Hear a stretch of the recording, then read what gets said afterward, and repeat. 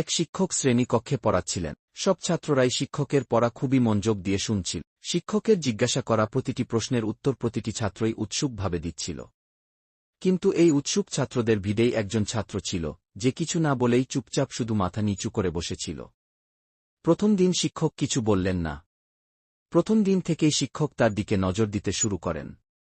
এভাবে প্রায় ৫-৬ দিন হয়ে গেল, কিন্তু ছাত্রটির অবস্থার কোনরূপ উন্নতি শিক্ষক দেখতে পেলেন না।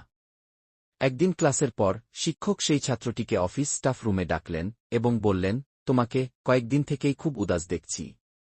ক্লাসেও মন দাও না, এক জায়গায় মাথা নিচু করে চুপচাপ বসে থাকো। কি ব্যাপার বলতো? তুমি কি পড়া কিছু বুঝতে পারছ না? নাকি তোমার কোনো সমস্যা হয়েছে? ছাত্রটি কাঁপা কাঁপা গলায় বলল, স্যার, আমার জীবনে কিছুদিন আগে এমন কিছু ঘটনা হয়েছে যা আমি কিছুতেই মেনে নিতে পারছি না। আর এর জন্যই আমি খুব সমস্যায় আছি। কোনো কিছুতেই মন বসছে না।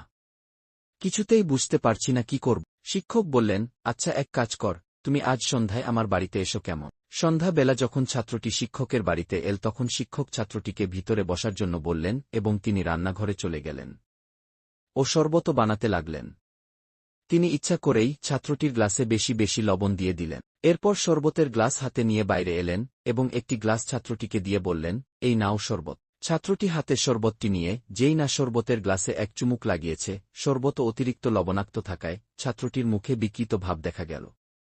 এটি দেখে শিক্ষক বললেন, কি হল? শরবতটি পছন্দ হয়নি বোধ হয়। ছাত্রটি বলল, না স্যার, সবই ঠিক আছে, কেবলমাত্র একটু লবণ বেশি হয়েছে। ওহো, তাহলে তো এটি এখন ফেলনা হয়ে গেছে, গ্লাসটি দাও, এটি ফেলে দিয়ে নতুন শরবত বানিয়ে নিয়ে আসি। কিন্তু ছাত্রটি মানা করে বলল, না স্যার, খালি লবণটাই তো বেশি হয়েছে, একটু জল দিলেই ঠিক হয়ে যাবে। এই কথাটি শোনার পর শিক্ষক গম্ভীর হয়ে বললেন, তুমি একদম ঠিক বলেছ, শরবতটাকে নষ্ট না করে তাতে কিছু জল মিশিয়ে দিলেই এটি আবার খাওয়ার উপযুক্ত হয়ে যাবে। এবার এই শরবতটাকে তোমার জীবন ভেবে নাও।